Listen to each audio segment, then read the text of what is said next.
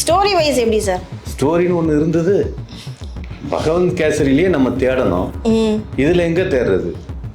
ஆமாம், அதெல்லாம் கிடையாது. சும்மா நீங்கள் வந்து உங்களோட மாஸ் காட்டுறதுக்காக ரத்தம் காட்டுறது, அந்த ரத்தத்தினால ஒரு உயிர் பலியாகுது. அந்த புரிதல் முதல்ல வேணும். அடுத்தாப்புல கொரோனா முடிஞ்சதுக்கப்புறம் ஒவ்வொரு பள்ளிக்கூடத்துலையும் சேர்க்குறப்ப என்ட்ரன்ஸ் எக்ஸாமை நீ பாஸ் பண்ணாதான்டா நீ வந்து தகுதியானவன் அப்படிங்கிற ஒரு வார்த்தை எங்கேயாவது சொன்னியா? அப்போ படித்தவன் படிக்காதவன் எல்லாருமே பாஸ்ன்னு ஒரு கடந்து வர்றப்ப அன்னைக்கு பாஸ் போட்டதுனால இன்னைக்கு தற்கொலைகளின் கூட்டம் எவ்வளோ ஆகிருக்கு. இந்திக்காரனை வந்து பிளேடால் கத்தியால் வெட்டி கிழிக்கிறானுங்க அப்படின்னா அந்த வன்முறை தூண்டுறதுக்கு யார் காரணம்? ஒரு அஜித் காரணம், ஒரு விஜய் காரணம், ஒரு ரஜினி காரணம். மொபைல் கலாச்சாரம்னு ஒன்று எப்போ வந்ததோ அப்போவே நம்ம கலாச்சாரம் அத்தோட காலி ஆயிடுச்சுன்னு அர்த்தம். புரியுதுங்களா? அடுத்தவங்களோட அந்தரங்களை ஈஸியாக பார்க்கக்கூடிய சூழ்நிலைக்கு இருக்குது. 20 வருஷமும் அவங்க குடும்பம் நடத்தி 25 வருஷம் கிட்டத்தட்ட வாழ்ந்துருக்காங்க. அந்த லேடியை விட்டுட்டு வேற ஒருத்தரோட டிராவல் ஆகிட்டு இருக்காரு. ஒரு தலைவன் உதாரணமாக இருக்க வேண்டியவனே தப்பாக இருக்கிறாங்கிறேன்.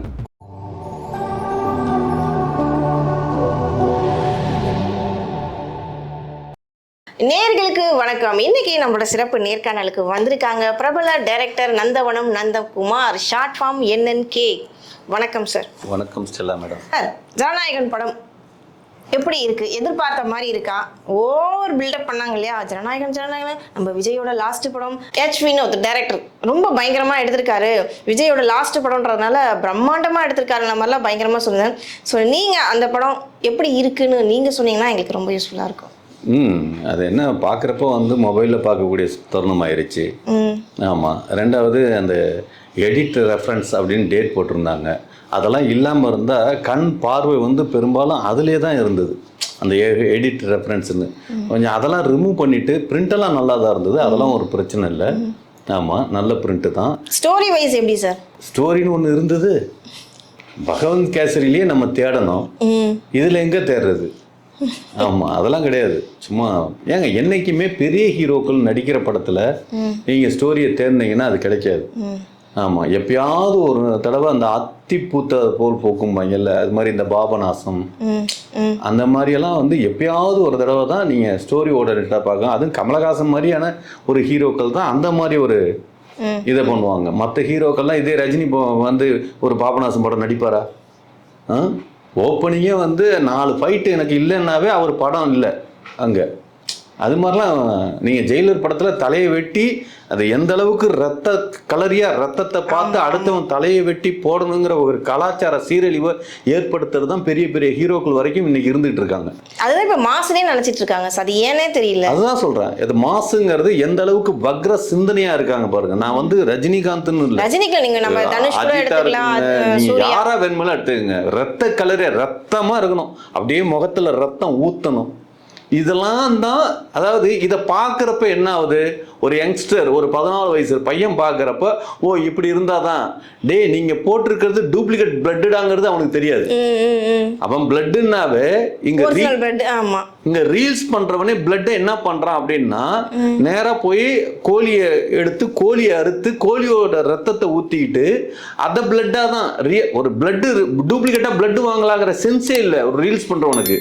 ஒரு கோழி அடிக்கிறான், இல்லைன்னா நாய் அடிக்கிறான், ஏதோ ஒன்று கொன்று அந்த பிளட்டை தான் எடுத்து மேலே ஊற்றிட்டு ரீல்ஸ் போடுறானுங்க. புரியுதுங்களா? அப்போ யாதோ ஒன்று நீங்கள் வந்து உங்களோட மாஸ் காட்டுறதுக்காக ரத்தம் காட்டுறது, அந்த ரத்தத்தினால ஒரு உயிர் பலியாகுது. அந்த புரிதல் முதல்ல வேணும். இது வந்து இது சமூக சீர்கேடுன்னு தான் சொல்ல முடியும். சினிமா வந்து எந்த நோக்கி போயிட்டு இருக்கு அப்படின்னா, எனக்கு தெரிஞ்சு ஏன் எல்லாருமே ஒரு இரானியன் படம் மாதிரி எடுக்கக்கூடாதா? ஏன் ஒரு பாலும் பழமும் சிவாஜி காலத்தில் எம்ஜிஆர் காலத்துலலாம் வந்து ஓடுச்சு இல்லை? எம்ஜிஆர் வந்து இப்படி தான் கத்தியை வச்சு, அவர் வால் சண்டை தான் வீரர், வாளை வச்சுக்கிட்டு எத்தனை தலையை அவர் வெட்டி குதிச்சாரு. ஏன் அந்த காலத்துலலாம் படம் ஓடல? அவங்களாம் ஹீரோக்களாக இல்லை? தியாகராஜ பாதத்தோட இங்கே எவனாவது பெரிய சூப்பர் ஸ்டார் எவனாவது இருக்கானா என்ன? அவர் பாடிக்கிட்டே நடத்தலை? ஏன் அந்த கலாச்சாரத்தை ஏன் மாத்துறீங்க? புரியுதுங்களா? நம்ம நாடு வந்து துப்பாக்கி கலாச்சாரமா? சொல்லுங்க. இங்கே கையில் எல்லாரும் துப்பாக்கி வச்சு சுற்றிட்டு இருக்கானுங்களா? எதுக்காக சினிமாவில் ஹீரோக்கள்கிட்ட துப்பாக்கி கொடுக்குறீங்க? துப்பாக்கியை கொடுக்குற அளவுக்கு சென்சார் ஏன் அது வந்து வழி நடத்துது? இங்கே அதாவது துப்பாக்கி வச்சுக்கிறதுக்குன்னு ஒரு லைசன்ஸ் அப்படிங்கிறது இருக்குது. லைசன்ஸ்னா எல்லாரும் கொடுத்துட மாட்டோம். அந்த லைசன்ஸுக்கான பொசிஷன் இருக்கணும். ஒருத்தர் துப்பாக்கி வச்சுக்கணும் அப்படிங்கிறதுக்கு. அப்போ துப்பாக்கிங்கிறத ரொம்ப ஈஸியாக ஹேண்டில் பண்ணலாங்கிறதுக்கு நீங்கள் வழிநகர்த்து விட்றீங்கன்னா கடைசியில் துப்பாக்கி செய்யறதுக்கு எவ்வளோ நேரம் ஆகும்? அதை நீங்கள் அதை தானே அதாவது சினிமா வந்து சீரழிக்குதுங்கிற விஷயத்துக்கு தான் நீங்கள் வந்து படம் வந்து ஒரு மென்மையான படங்கள், காதலான படங்கள் அப்படின்னு எமோஷன்ஸ் எவ்வளோ இருக்கு. வன்முறை தான் எமோஷனா? வன்முறையை தாண்டி எவ்வளவோ இருக்கு. மற்ற எமோஷன்லாம் நீங்கள் காட்டலாமே. அப்படிலாம் ஏன்? இது வந்து ஓகே, இது பேசிக்கிட்டே போகலாம். ஆமா, இது எல்லாம் வந்து மேலே இருக்கிறவன் பார்த்துக்கணும். அப்படின்னா மேல இருக்கிறவனுங்க வந்து அவனுங்களோட எண்ணமே வந்து தப்பான எண்ணங்களா இருக்கு. நீங்க எந்த மெயின்லிடம் சொல்றீங்க? மேல இருக்குன்னா நான் ஒரு 10 பேர் தாங்க அதிகபட்சமா. அந்த ஹீரோக்கள், பெரும் ப்ரொடியூசர்கள், இவங்க தான் முடிவு பண்றது என்ன மாதிரி இதாகணும் அப்படின்னு.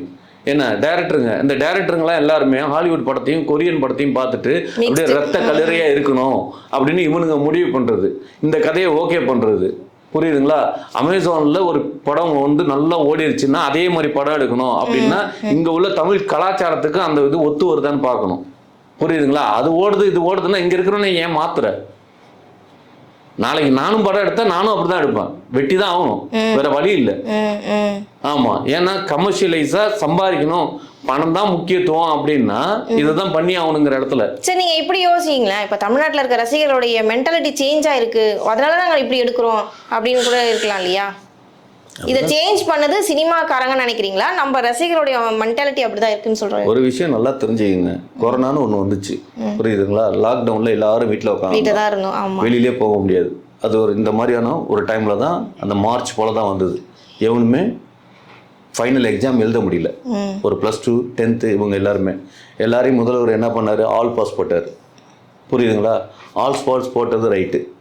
அடுத்தாப்புல கொரோனா முடிஞ்சதுக்கப்புறம் ஒவ்வொரு பள்ளிக்கூடத்துலையும் சேர்க்குறப்ப என்ட்ரன்ஸ் எக்ஸாமை நீ பாஸ் பண்ணாதான்டா நீ வந்து தகுதியானவன் அப்படிங்கிற ஒரு வார்த்தை எங்கேயாவது சொன்னியா? அப்போ படித்தவன் படிக்காதவன் எல்லாருமே பாஸ்ன்னு ஒரு கடந்து வர்றப்ப அன்னைக்கு பாஸ் போட்டதுனால இன்னைக்கு தற்கொலைகளின் கூட்டம் எவ்வளோ ஆயிருக்கு? படிக்காதவனுக்குலாம் வேறெல்லாம் சொல்லக்கூடாதுங்க. வீட்லயே உட்காந்துருக்கோம், படிக்கணுமா படிக்க கூடாதா? கோவிட் டைம் கோவிட் தான் படிக்க கூடாதா? படிக்கிறதுக்கும் கோவிடுக்கு என்ன? அதுக்கு தான் ஒரு ஆன்லைன் கிளாसेसலாம் வச்சார்ல. ஆன்லைன் கிளாसेसலாம் வச்சாருங்க, ரைட்டுங்க. ஆல் பாஸ் ஏன் கொடுத்தீங்க? ஆல் பாஸ்ங்கிறது நீங்க கொடுக்குறீங்கன்னா ஒரு என்ட்ரன்ஸ் எக்ஸாம் அடுத்தாப்புல நீ ஆல் பாஸ் நான் அன்னைக்கு கொடுத்துட்டாலும் என்ட்ரன்ஸ் எக்ஸாம்ல நீ ஒரு பர்டிகுலர் மார்க் எடுத்தாதான்டா உனக்கு நீ பாஸ்ங்கிற அந்த அடுத்த கிளாஸ் நீ சேர முடியும்னு சொன்னானுங்களே எவனாவது? சரி சார், அதுக்கும் இப்ப தமிழ் சினிமாவுக்கு என்ன சம்பந்தம்? இல்லைங்க, நான் சொல்றது ஒரே ஒருத்தன் தான். புரியுதுங்களா? எது? ஒரே ஒரு முதலமைச்சர் எடப்பாடி. அந்த ஆளு ஒரு முட்டாள்தனம், அவன் படிக்காதவன். புரியாதுங்களா? புரியுதா புரியலையா? அந்த படிக்காதவங்க, அவன் வந்து அடிமையா இருந்தான். சார் உலக அறிவு. ஆமா, உலக அறிவு. ஆமா, பெரிய காமராஜர் அப்படியே கட்டி கிழிச்சிட்டாரு. ஏமா காலநாட்டே ஆட்சி பண்ற அளவுக்கு அவருக்கு நாலேஜ் இருந்ததுல. அப்படி பாருங்க சார், ஒரு விஷயங்க, மக்களால் தேர்ந்தெடுக்கப்பட்ட முதலமைச்சர் அவன் கிடையாது. மக்கள் ஓட்டு போட்டு அவனை தேர்ந்தெடுத்தாங்களா? புரியுதுங்களா? மக்களால் தேர்ந்தெடுக்கப்பட்ட முதலமைச்சர் வேற. அவங்க ஜெயிலுக்கு போனதுனால இவரு அந்த இடத்த வந்தாரு. அதுக்கு காரணம் சசிகலா அம்மையார் தான். நம்ம எல்லாரும் யாரா வேணுமாலும் இருக்கட்டும். புரியுதுங்களா? இப்படிப்பட்டவனுங்க முதலமைச்சரா இருக்கிறப்ப இப்ப இவனுங்க என்னன்னா ஈஸியா ஒரு கையெழுத்து போட்டு போயிடுறானுங்க, எல்லாரும் பாஸ் போடுங்கன்னு. இப்ப பாஸ்போர்ட் இத்தனை வருஷத்துல வந்து நிக்கிறானுங்களே, இன்னைக்கு எல்லாரும் ஓடி போய் வண்டி மேல ஏறானுங்க, எல்லாரும் தற்கொலை கூட்டமா இருக்கானுங்க. அப்படிங்கிறதுக்கு காரணம் என்னன்னா அன்னைக்கு அது நடந்ததுனால இன்னைக்கு அது தொடருது. அதனோட பாதிப்பு இப்ப சொல்றீங்க. புரியுதுங்களா? அது மாதிரி ஹீரோக்கள் டைரக்டர்கள் இருக்கானுங்க இல்லையா, இவனுங்க படம் என்ன மாதிரி படத்தை எடுத்து காட்டுறோங்கிறத பொறுத்துதான் இன்னைக்கு இருக்கிற நாளை சமுதாயம். புரியுதுங்களா? ரயில்ல ஒரு 4 பேர் வந்து ஒரு இந்திக்காரனை வந்து பிளேடால கத்தியால வெட்டி கிழிக்கிறானுங்க அப்படின்னா அந்த வன்முறை தூண்டுவதற்கு யார் காரணம்? ஒரு அஜித் காரணம், ஒரு விஜய் காரணம், ஒரு ரஜினி காரணம். புரியுதுங்களா? ஒரு கமலஹாசன் காரணம். இந்த டாப் மோஸ்ட் ஹீரோக்கள் இருக்காங்களே, இவங்க வெட்டி காட்டுறதுனால இவனுங்க தலைவா அவனே வெட்டுறான், நம்ம வெட்டுவோம் தலைவா. புரியுதுங்களா? அது டூப்புங்கிறது சினிமாக்காரங்களுக்கு தான் தெரியும். இவங்க ரியலா பண்ணி பாக்குறானுங்க. அதோட ரொம்ப பப்ளிக்கா அது வீடியோ எடுத்து போடுறாங்க பாருங்க, நாங்களும் பண்றோம் மாஸ் கார்ட்டூன். அதுதான் ரொம்ப உச்சக்கட்ட கொடுமை. இது உச்சக்கட்ட, அதாவது தப்போட ஆரம்பம் எங்கங்க அதை பாக்கணுங்க. தப்பு பண்றவனை தான் நீ தண்டிக்க பாக்குறவன், அந்த ஆரம்பத்தை ஏற்படுத்தி விடுறவன நீங்க தண்டிக்கிறதுக்கே கிடையாது. எங்கேயாவது சினிமா படத்துல நீங்கள் வன்முறையை தலையை துண்டாக்கி வெட்டி கீழே விழுவுது, ரத்தம் பீச்சிக்கிட்டு அடிக்குது. விக்ரம்லாம் படம் பார்த்தீங்களா? அதை பார்க்குறதுங்கிறது ஓகே, சென்சார் கொடுக்குறீங்க, சென்சாரில் ஏன் கொடுத்துட்டா போச்சா? ஆமாம், உங்களுக்கு 18 வயதுக்கு கீழே உள்ளவன் எவனுமே போய் அந்த படத்தை பார்க்கலையா? தேட்டரில் உள்ளார விடலையா? அவ்வளோ சரியான நாடாக நம்ம நாடு இருந்துகிட்டு இருக்குது. நிறைய விஷயங்கள் நோண்டி இப்போ பேச போனால் அப்புறம் நம்மளே நம்ம அழகாக உட்காந்துக்கிட்டு இப்படி எச்சி, இப்போ நான் துப்புனேன்னா யார் மேலே துப்புறது? நானும் அந்த அந்த தொழில்துறையில் இருக்கிறதுனால சொல்கிறேன், புரியுதுங்களா? ஆஸ் பர் நானும் டேரக்டராக இருக்கிறதுனால தான் எச்சியை நானே துப்பிக்கிட்டா யார் மேலே விழுவோம்? என் மேலே விழுவோம். அப்படிங்கிறது எங்கே மாற்றங்கிறது பெரியவங்களா இருக்கிறவங்க மாற்றணும். அந்த மாற்றத்துக்கான புத்தி சிந்தனை கிடையாது. பணம் கிடைச்சா போதும். ஆமாம், பணம் கிடைச்சி போதும், ரைட்டு. ஆமாம், உன் சந்ததியெல்லாம் நீ போயிடுவ, வயசாகிடுச்சு, நாம் போயிடுவோம். நமக்கு அப்புறம் வரப்போகிற சந்ததிகள் இருக்காங்கல்ல, அந்த சந்ததிகள் அப்படிங்கிறது பணத்தை சம்பாரித்து கோடிக்கணக்கில் நான் நல்லா எவனுமே ஏறி குதிக்க முடியாத அளவுக்கு செவுரை கட்டி நான் செவுத்துக்குள்ளார பத்திரமா இருந்துக்கிறேன். செவுத்துக்கு வெளியில் இருக்கிற அத்தனை பேரும் வறுமையில் வாடி போய் பசியில் பட்டினியாக கிடக்கிறான். செவுத்தை உடைக்கிறது எவ்வளோ நேரம் ஆகும்? கொஞ்சம் யோசிக்க வேணாம்? எல்லாரும் நல்லா இருக்கணும், எல்லாருக்கும் எல்லாம் கிடைக்கணும் அப்படிங்கிற மனநிலை இருந்தால் தான் நம்மளும் நல்லா இருக்க முடியும். அந்த சிந்தனை எவன்ட்டையுமே கிடையாது. நம்ம மட்டும் நல்லா இருந்தால் போதுங்கிற மனநிலை தான் எல்லாரும் இருக்கானுங்க. இப்போ நீங்க வன்முறை பத்தி இப்போ பேசிட்டு இருந்தீங்க, வன்முறை கலாச்சாரம் மாறிடு. அது இன்னொரு விஷயம் யோசிச்சு பாருங்களேன். இப்போ லவ்ன்ற பேர்ல வேகப்பட்ட லவ் வெரைட்டிஸ்லாம் சொல்லிட்டு பசங்க இப்போ இருக்க 2K கிட்ஸ், ஜென்சி கிட்ஸ்லாம் வேற லெவல் போயிட்டு இருக்காங்க.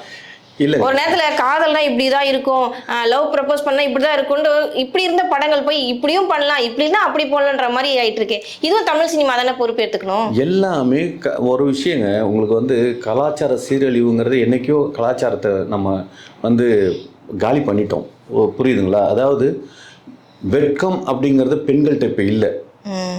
வெட்கப்படுற பெண்கள் அப்படிங்கிறதே கிடையாது. அதாவது வீரம் செறிந்த வீரத்தை நீ எந்த அளவுக்கு கற்றுக் கொடுக்குறீங்களோ அதே மாதிரி வெக்கத்தையும் கற்றுக் கொடுக்கணும்ல. ஒரு வெக்கப்படுற பெண்ணுக்கு வெக்கம் தான் அழகு, வீரம் அழகு கிடையாது. வீரங்கிறது தேவைப்படுற இடத்துல தான் வீரத்தை செய்யணும்.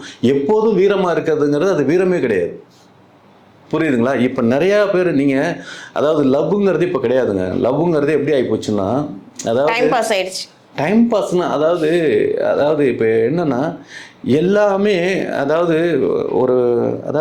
ஒரு பையனும் ஒரு பொண்ணு நின்று பேசிக்கிட்டு இருந்தா ஊர் தப்பா நினைச்சது ஒரு காலம். ஆமாம், அந்த ஜோடி அங்கே நின்று யாரையும் பார்க்குறாங்கடா அப்படின்னு தனியாக நின்று பேசுறது பார்ப்பாங்க. இப்போ 4 பேர் பார்த்தாலும் பரவாயில்லைங்கிற இடத்துல வந்துருச்சு. அப்போ 4 பேரும் பக்கத்தில் நிற்க ஆரம்பிக்கிறான். அப்போ அந்த பொண்ணு நீங்கள் நல்லா வீடியோலலாம் நீங்கள் பார்த்தீங்கன்னா, அதாவது ஒரே டைமில் ஒரு பொண்ணு ஒரு பல பையன்களோட இருக்கிறாங்க, ஒரே டைமில் ஒரு பையன் பல பெண்களோட இருக்காங்க. இந்த ஒரு கலாச்சாரம் இருக்கு இல்லையா? கேட்டா ஃப்ரெண்ட்ஸ்னுவாங்க, சோசியல் இஷ்யூன்னு சொல்லுவாங்க. நீங்க ஏன் தப்பா பாக்குறீங்கன்ட்டு உங்களை மாதிரி ஆளுங்க திருப்பி பேசுவாங்க. இப்போ ரீசெண்டா ஒரு விஷயம் நடக்குது சார். யாராவது பெரியவங்க தட்டி கேட்டா அவங்களே அடிக்கிறாங்க இந்த சின்ன பிள்ளைங்க. அதாவது இப்போ பப்ளிக்ல ட்ரெயினா இருக்கட்டும், பஸ்ஸா இருக்கட்டும், ரொம்ப அளவுக்கு மீறி போறாங்க இப்ப இருக்க ஜென்சி கிட்ஸ். இப்படி பேசுனீங்கனாவே உங்களுக்கு பேர் பூமரங். பூமரங் கிள்ளிடுறாங்க, பூமரன்றாங்க. இதை அவங்க இன்னைக்கு இருக்கிற ஜென்சி கிட்ஸ்ன்னு இல்லை, கிட்ஸ் இன்னைக்கு இருக்கிற குழந்தைங்க அப்படிங்கிற ஒரு என்ன சொல்றது, வளர்ந்த குழந்தைகள் இன்னைக்கு ஏஜ் அட்டன்னு இன்னைக்கு இருக்கிற ஃபுட்டு இதெல்லாம் பார்த்தீங்கன்னா முன்னாடிலாம் கிட்டத்தட்ட ஒரு 18 வயசாகி ஒரு 14 வயசு 16 வயசுக்கு தான் ஏஜ் அட்டன்ட்டே இருப்பாங்க. ஆனால் இன்னைக்கு அப்படி கிடையாது. 10 வயசுக்கு கீழேயே 6 வயசு அந்த ரேஞ்சுக்கே இன்னைக்கு ஏஜ் அட்டன் பண்ற விஷயங்கள்லாம் வந்துருது. அதுக்கான நம்ம ஃபுட்டுன்னு கூட சொல்லலாம். அதான் சொல்றேன், இந்த ஃபுட்டு இதெல்லாம் இருந்தாலும் அதாவது சில உணர்ச்சிகளை பேசி தூண்டுறது இதுன்னு இருக்கு. ஃபுட்டு மட்டுமே அந்த ஹார்மோன்ஸை தூண்டி உடனே ஏஜ் அட்டன் பண்ற விஷயங்கள்லாம் கிடையாது. இன்னைக்கு ஒரு என்ன சொல்றது, ஒரு 6th ஸ்டாண்டர்ட் படிக்கிற பொண்ணுக்கு செக்ஸுங்கிறத என்னங்கிறது வரைக்கும் தெரியும். முன்னாடி அப்பெல்லாம் ஒரு 10th 11th தான் தெரியும். அப்படிங்கிற ஒரு மூமெண்ட்லாம் நான் படிக்கிற காலத்தில். இன்னைக்கு அப்படி கிடையாது. ஒரு 6th ஸ்டாண்டர்ட்ல எல்லாமே தெரியும். அடுத்த லெவலுக்கு அவங்க ட்ரை பண்ண ஆரம்பிக்கிறாங்க. இன்னைக்கு கிறிஸ்டோ அதாவது எல்லா கிட்ஸையும் நம்ம இப்படி சொல்றவங்க இல்லை, சரியா வளர்க்குறவங்களும் இருக்காங்க. ஆனா சரியா வளர்க்குறவங்களை எப்படி சொல்றானுங்க அப்படின்னா, உன் பிள்ளைய உலகம் தெரியாம வளர்த்து வச்சிருக்காங்கிறாங்க. தெரிஞ்சுக்கணும்னாவே இதெல்லாம் தெரிஞ்சுக்கிட்டா தான் தெரியும். மொபைல் கலாச்சாரம்னு ஒன்று எப்போ வந்ததோ அப்போவே நம்ம கலாச்சாரம் அத்தோட காலி ஆயிடுச்சுன்னு அர்த்தம், புரியுதுங்களா? அடுத்தவங்களோட அந்தரங்களை ஈஸியாக பார்க்கக்கூடிய சூழ்நிலைக்கு இருக்குது. அப்போல்லாம் வந்து ஒரு ஒரு ஆபாச படம் பார்க்கணும் அப்படின்னா காலையில் 11 மணி ஷோ தான், அடுத்த ஷோ கிடையாது. புரியுதுங்களா? அப்படி ஒரு கலாச்சாரம் தான் இருந்துகிட்டு இருந்தது. இன்னைக்கு அப்படி கிடையாது. கை மேலே தட்டினா அடுத்த நிமிஷம் யார் கூட என்னங்கிறது அளவுக்கு பார்த்துட்டு இருக்கான். அவன் செய்யறத பார்த்து இவன் செய்யணும்னு ஆசைப்படுறான். புரியுதுங்களா? எல்லாமே இன்னைக்கு வந்து கெட்டு போயிட்டு தான் இருக்கணும். நல்லா இருக்கு அப்படின்னா இது மீண்டும் மீண்டும் இப்படியே போகுமா அப்படின்னா இதை திருத்தவே முடியாது. எல்லாருமே ரொம்ப ஃபாஸ்டா போயிட்டு இருக்காங்கன்னு சொல்ல வரீங்க? ஃபாஸ்டா போயிட்டு இருக்காங்கன்னு இல்லை, ஃபாஸ்ட் ஃபுட் மாதிரி ஃபாஸ்டா எல்லாருமே கல்ச்சர் எல்லாமே சீரழிஞ்சு போயிட்டு இருக்கு. நீங்க நல்லா இருந்தா பரவாயில்ல, ஒரு தவறுகளை செஞ்சு நீங்க நல்லா இருந்தா பரவாயில்ல, நீங்க பண்றது தப்பு தான். ஆனா இந்த தப்பை தெரிஞ்சு அந்த தப்பை செஞ்சு நீங்க வாழ்க்கையில் நல்லா இருந்தீங்களா அப்படின்னா ஒருத்தனை காதலிப்பீங்க, நல்ல பேரிங்னு சொல்றீங்க, அப்புறமேல அவனை விட்டுட்டு வேற ஒருத்தனுக்கு காதலிக்கிறீங்க, அப்புறம் வேற ஒருத்தனை கல்யாணம் பண்றீங்க. அந்த கல்யாணமும் என்ன ஆகுது? ஒரே மாசத்தை வச்சு ஒரே வருஷத்துல முடிஞ்சு போகுது. கிட்டத்தட்ட ஒரு விஜயவே எடுத்துக்கங்களேன், ஒரு முதலமைச்சர், ரைட்டுங்களா? விஜய் முதலமைச்சரா? இல்லைங்க, முதலமைச்சருக்கு தானே அவர் கேண்டிடேட்டா இருக்காரு. கேண்டிடேட்டா இருக்காருல்ல, அவர் இருக்கிறவருக்குன்னு ஒரு தகுதி வேணும்ல. அவரோட தகுதியை பாருங்க. கிட்டத்தட்ட 20 வருஷமும் அவங்க குடும்பம் நடத்தி 25 வருஷம் கிட்டத்தட்ட வாழ்ந்திருக்காங்க. அந்த லேடியை விட்டுட்டு வேற ஒருத்தரோட டிராவல் ஆகிட்டு இருக்காரு. ஒரு தலைவன் உதாரணமா இருக்க வேண்டியவனே தப்பா இருக்கிறாங்கிறேன். புரியுதுங்களா? முதல் குடிமகன், இந்த நாட்டோட முதல் குடிமகனை நான் எப்படி வேணுமாலும் இருக்கேன்டா அப்படிங்கிற இடத்துல இருந்தா அப்புறம் நாட்டில் இருக்கிறவங்க அத்தாப்புல எப்படி இருப்பான்? சார், இப்போ நீங்கள் விஜய் வந்துட்டு இவ்வளோ உதாரணம் ஒரு நாட்டுக்கு தலைவராக வரப்போகிறோன்னா அவர் இப்படி இருக்கணும்னு சொல்கிறீங்க. அப்படியே பார்த்தா இப்போ இருக்க எத்தனை தலைவர்கள் அந்த மாதிரி இருக்காங்க சார் உதாரணமா? ஏங்க உதாரணமா எல்லா இடத்துலையுமே இருக்கானுங்க. நான் இல்லைன்னா சொல்கிறேன், ஒரு எல்லா தலைவரும் கரெக்டாக இருக்காங்க. எல்லா இடத்துலையுமே. இப்போ எம்ஜிஆர் வந்து அடுத்தடுத்த பொண்டாட்டியை கல்யாணம் பண்ணார். புரியுதுங்களா? பொண்டாட்டி இருக்கிறப்பே வச்சுக்கிட்டாரு என்ன. ஆனால் அதெல்லாம் வந்து அவர் சிறந்த ஆட்சி பண்ணார்ல தமிழ்நாடு மக்களுக்கு. அது அவர் பர்சனல், நம்ம அதெல்லாம் நோண்ட வேண்டாம். பட் இருந்தாலும் பர்சனலாக வச்சிருக்கணும்ல. அவங்களாம் வச்சுருந்தாங்களா அந்த மாதிரி? ஏன் பகிரங்க இது என்னைக்காவது ஜானகி அம்மா வந்து என் புருஷன் சரியில்லை, என் புருஷன்ட்டேருந்து சொத்து வாங்கி கொடுங்கன்னு சொல்லி கோர்ட்டில் கேஸ் போட்டாங்களா? நான் சொல்றது புரியுதுங்களா? தப்பு பண்ணாத மனிதன் எவனுமே கிடையாது. இங்க எல்லாருமே இல்லீகல் தான் இருக்காங்க. புரியுதுங்களா? எல்லாருமே எவனுக்கும் சரி கிடையாது. எல்லாருமே அதெல்லாம் வச்சுக்கிறான் தான். ஆனா எல்லாத்தையும் சரியா வச்சுக்கணும்ல. நீ தப்பா இருந்தா கூட சரியா உனக்குன்னு ஒரு புரியுதுங்களா? நான் சொல்றேன். நீங்க சொல்ல வர்றது என்னன்னு பாத்தீங்கன்னா விஜய்க்கும் ஒரு இல்லீகல் கான்டாக்ட் இருக்கு, அது ஏன் பப்ளிக்கா சொல்ற அப்படின்னு சொல்ல வரீங்க? பப்ளிக்கா சொல்ல வர்றேன்னு நான் சொல்ல. நீ பப்ளிக்கா சொல்லாம போ, அத பத்தி எல்லாம் இல்ல. உன்கிட்ட ஒரு பொண்டாட்டின்னு இருக்காங்க, பிள்ளைங்கன்னு இருக்காங்க, அப்பா அம்மான்னு இருக்காங்க. இவங்களெல்லாம் நல்லா வச்சுக்கிட்டு அதையும் நல்லா வச்சுக்குவேன். இவங்களெல்லாம் வேணான்னு சொல்லிட்டு அதை மட்டும் நல்லா வச்சுக்கணுங்கிறது வந்து எந்த விதத்துல சரி? அப்ப எல்லாரையும் நீ எப்படி நல்லா வச்சுப்ப? ஒரு ஒதுக்கப்புறமா வைக்கிற இல்ல அப்படிங்கிறது தானே வருது. அதாவது நீங்க சொல்ல வருது என்னன்னா, உன் குடும்பத்தை உன்னால சரியா பார்க்க முடியல, தமிழ்நாட்டில் இருக்க ஒவ்வொரு குடும்பத்தை நீ எப்படி பார்த்துக்க போற அப்படின்ற மாதிரி நீங்க சொல்றது புரியுதுங்களா? அதாவது எல்லாருமே இங்க உத்தம புத்திரம் எவனும் கிடையாதுங்க. ஆனா எல்லாருக்குமே எல்லாத்தையும் செய்யு. நீ 2வது பொண்டாட்டிக்கு மட்டும் செய்யாத, பொண்டாட்டிக்கும் செய்யு. நான் அதாவது இதெல்லாம் ஒட்டு மொத்தமா இவன் மட்டும்தான் தப்பு, மற்றவங்களாம் சரியா அப்படின்லாம் இல்லை. மற்றவன்லாம் இவனை விட கேடு கட்டவனா இருப்பான். ஆனா என் வெளியில தெரியுதா? ஏடிஎம்கேல கூவாத்தூர்ல எல்லாரும் என்ஜாய் பண்ணதா ஒரு இதா அதிகாரப்பூர்வமா கூவத்துல ரொம்ப என்ஜாய் பண்ணாங்க அப்படின்லாம் வருது. அப்ப இவனுக்கு எல்லாம் குடும்பம் கிடையாதா, பொண்டாட்டி கிடையாதா, என்ன எதுவுமே இல்லையா? அவனுங்க எல்லாத்தையும் ரகசியமா தான் பண்ணானுங்க. ஒரு சில வீடியோக்கள் தானே வெளியில பார்த்துட்டு நம்ம அதை பத்தி பேசிட்டு இருக்கோம். ஃபுல் வீடியோ நம்மளால பார்க்க முடியுதா? நீ எதை வேணுமாலும் பண்ணு, ஆனா யாருக்கும் தெரியாம ரகசியமா பண்ணு அப்படிங்கிறது தானே. நீ எல்லாத்தையும் வெட்ட வெளியா பயங்கரமா நீ ஓப்பன் அப்படிங்கிறது கிடையாது. நீ இந்த கலாச்சாரத்தை காலி பண்ற, இந்த வாழ்வியலை காலி பண்ற. புரியுதுங்களா? நீ மறைச்சு பண்ணு. நீ தப்பு பண்ணவத நீ உன்னை நல்லவன் சொல்றதுக்கு நாங்க எதுங்கிறது கிடையாது. நீ எவ்வளவு கேடு கட்டவங்கிறது நீ எப்படி வேணுமாலும் இருந்துட்டு போற. ஐ அக்செப்டபிள். எனக்கு தேவை எப்படி சொல்றது? இதை புரிஞ்சுக்க வேண்டியவங்க யாருன்னு சொல்ல வரீங்க கடைசியா?